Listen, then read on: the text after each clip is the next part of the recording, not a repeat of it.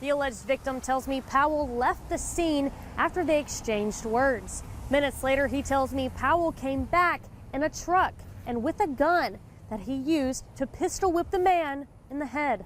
According to this sign at the Cedar Street Missionary Baptist Church, Powell is a pastor here, and court documents say he's been a pastor for 30 years. I mean, could you at least talk to us about something?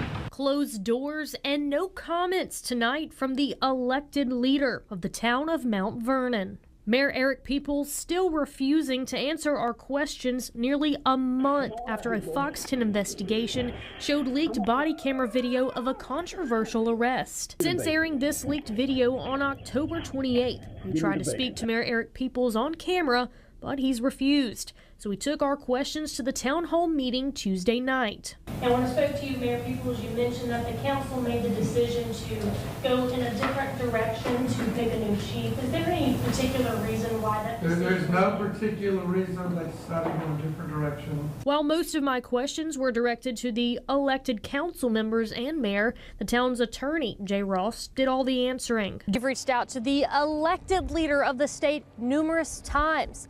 But every time, they've redirected us to the unelected bureaucrats right here at the State Department of Human Resources, the agency responsible for overseeing EBT funds. So I called, emailed, and even traveled to Montgomery in January, but no one wanted to go on camera to talk about the millions of dollars that's being stolen from those in desperate need. So I asked just a few weeks ago how much money has been stolen since there's no reimbursements. But they told me they stopped counting. But we continue to track the human cost right here on the Gulf Coast. July 5th, Tracy Gandy, owner of Gandy's RV Park, was doing yard work around the trailer Weaver and Wright were renting when he heard something alarming. Just 3 weeks after the initial discovery, Fox 10 News photojournalist Hayden Height and I went inside the trailer. Gandy tells me crews spent days cleaning, but still had much more to go. So we're in Gulf Shores right now, and we're right across the street from the new construction site for the Gulf Shores High School. Here's what the scene looks like right now. But just hours ago, it looked something like this. And this. So how do we find out about this? Well, we actually got a call from a viewer, and we also got sent some footage. After seeing the video and hearing from our viewers, I contacted the FBI in Mobile, and they confirmed 37 illegal immigrants were taken into custody. So I got in touch with the Gulf Shores City School System as well as the City of Gulf Shores. Come to find out, they didn't even know a raid happened until I talked to them. So what makes this different from all the other raids that we've covered in Baldwin County? Well, this is actually the first time we're seeing an ICE raid happen at a facility that's funded by taxpayers. So we have two questions. Will this set back the school's completion date, which is scheduled for next year? And the second question, how are these illegal immigrants able to work here? And we will continue to ask those questions until they're answered. But for now, let us know in the comments what you think.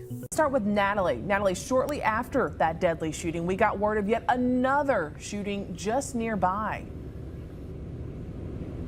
That's right, Shelby and Cameron. I'm on Badusky Street right now. Mobile police confirmed one man was shot and taken to the hospital. Right now, his conditions are unknown. I'm going to go ahead and step aside so you can see what we're looking at. Officers are trying to figure out what exactly happened. Now, this shooting right here on Badusky Street happened while police were just a block away from right here investigating a shooting on McVeigh. And go ahead and take a look at this video that we got while we were on the scene. Mobile police confirmed that one man has died. That's all the information we have regarding that. We don't know the age. We don't know how exactly that happened. And right now it's unclear if these two shootings are even connected. Now, when we originally got there, Mobile police said that when they were at McVeigh, they heard the gunshots over here at Badusky, came over here and didn't see anything. So they went back to McVeigh and ended up coming over here a second time, and that's when they found the man who had a gunshot wound. Again, he was taken to the hospital.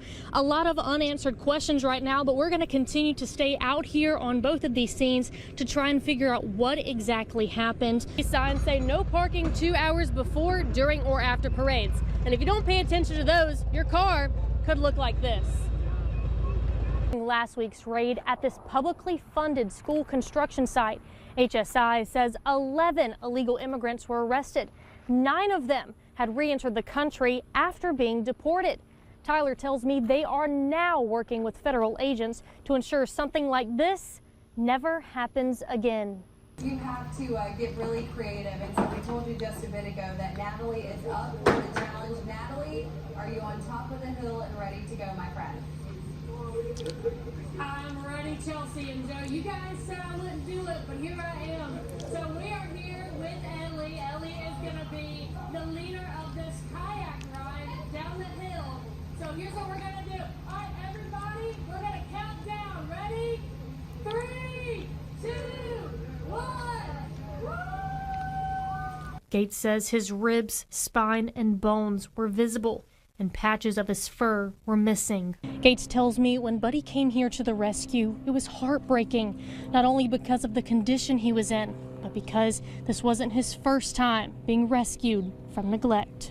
If you could say anything to leaders like President Trump, Governor Ivey, Congress, legislators, representatives, what would you say to them? I would say, let's take action, because with nothing, I'm already talking to so many people, and action speaks louder than words.